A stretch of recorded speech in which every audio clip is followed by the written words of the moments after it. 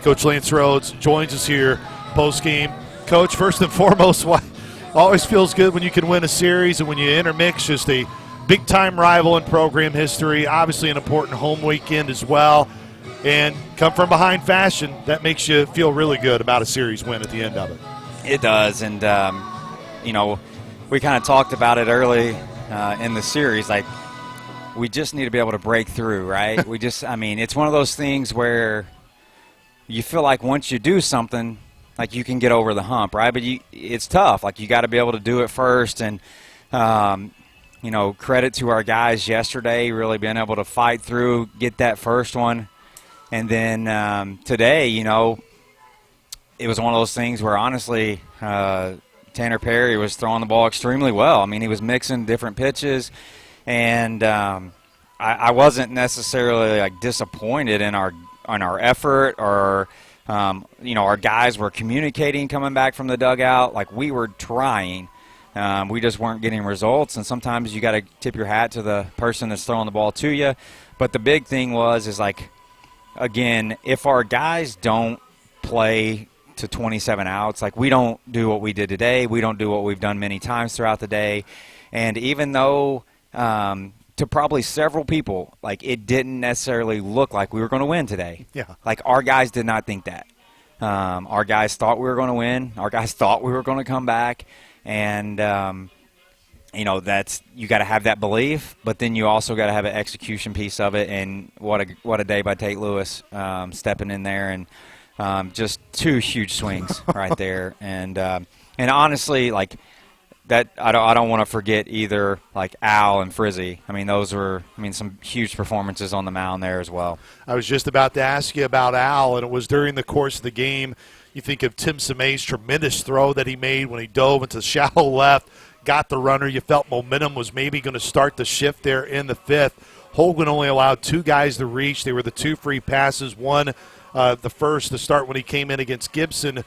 But during that course of his outing, Coach Rhodes kept trying to remind the fans, if you have the opportunity to get back into this game, you're going to circle those 3 2/3 from Al Hoagland. It was big, really big, and it was one of those things where we knew that we were going to have to use a combination of arms because of the length that we didn't get out of our starters the first 2 days. So we knew that we were going to have to use a couple different pieces to get to the end of this thing. And really I was planning on using Frizzy for like maybe 4 innings today, but I didn't want to take Al out whenever he was just throwing so well too. And I knew that like Frizzy is really good for 2-3 innings for sure. Once you get extended past that, we really haven't done it. So I was just going to go on something that we haven't ever done before, but I was going to be able to take the chance today if we were in that position to do it. But Al put Frizzy back in that category for him where he can really, really be tough to hit for 6-9 outs, and just two great appearances right there for those guys. I think everyone knows how good Hugh Sack is and how good historically he has been at Illinois State. Of course, he closed out the game on Friday, and he comes in, just allows that one extra run to come in, and you leave the tying run 90 feet away at third, but yet your group comes right back the next day and against him, and first guy gets out, but then you just keep stacking really good productive at-bats. What were you most appreciative of your team and how their mentality, despite disappointed not being able to break through and give Frizzy the lead in the 7th, you didn't let it dwell. You came back out in the 8th and really picked up where your offense left off. Yeah, I think not that our guys probably don't know, but I believe he's either the saves leader at their school or right up there at the top. Yes. And as a coach, sometimes whenever we didn't get that run across, like in my mind, I'm thinking, gosh, man, because, guys like him, when you've gotten so many saves, like they feel confident going out there for the 9th. It's a different animal pitching in the 9th inning in a tie game, a 1-run game, but he's gotten proven success that he knows how to handle that type of pressure. So you kind of need a strike when you get an opportunity, and we put a lot of pressure on it there, and you never know, like maybe that pressure caused him not to be as good because of the stress and things like that he had to pitch. And again, a lot of credit to our guys, coming back and just having really good at-bats against him the next time. And, the other part of it, too, was, like, you might not think of it today, but maybe he wasn't as good because we had him throw the night, 2 nights ago.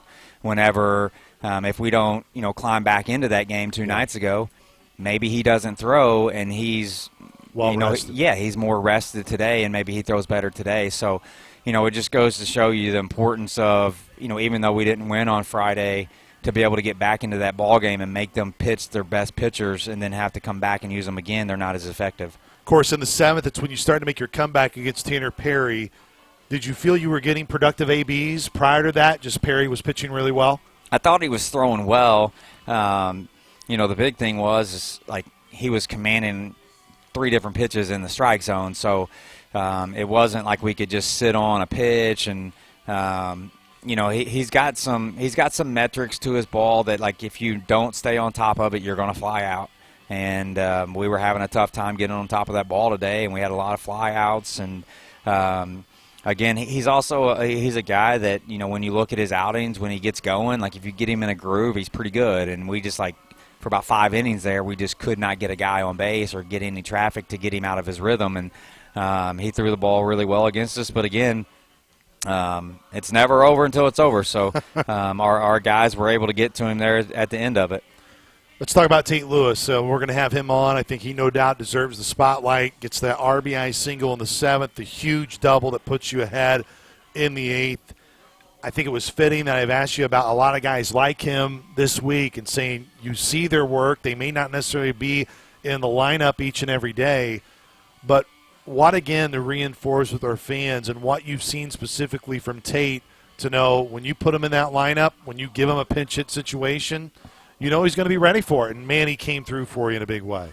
Yeah, as coaches, you're constantly observing, right? And, there's several guys that every single day they show up to the park and they take good batting practices. They take, good swings in the cages. And as you're seeing those things as coaches, like you want to give them the opportunities, right? And, today was a day where – the matchup showed that left-handed hitters hit Perry a little bit better than righties, so we tried to get as many left-handers in there as possible. And then, we made changes due to, thinking maybe he's the guy, throw the numbers out the window. We just need a guy that's swinging the bat really good.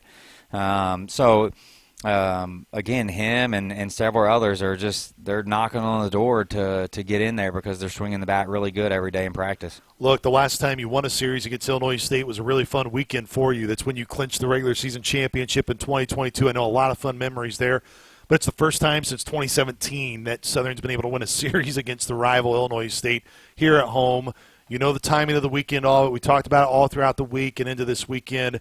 That's a big deal for you guys, and to finally get a series win against a program that, is a rival, but you have a lot of respect for. Know that probably not going to be the last time that you're going to see them this year. You'll probably more than likely face them again on their home field for the conference tournament next week. Yeah, more just, proud for the program, right? Yeah. Proud for our current guys, proud for the everybody that came back and watched us. You think about the atmosphere that we had here on Friday night. Saturday afternoon was second to none. And, it just shows that a lot of people care. And, I don't think Alumni Weekend could have fell on a better weekend. I think every single one of those alumni were happy to see that it was against Illinois State. And, I know the former players take a lot of pride in, when we play this program. And it's nice to see us, like I said, break that wall down, win that series here. But the other part of it, too, is, like, we're in the thick of the race, right? And in order for us to finish where we want to finish, like, you have to beat good teams. I think Illinois State's a good program. I think they're a good team. And it's nice to see us win a series against a really good team.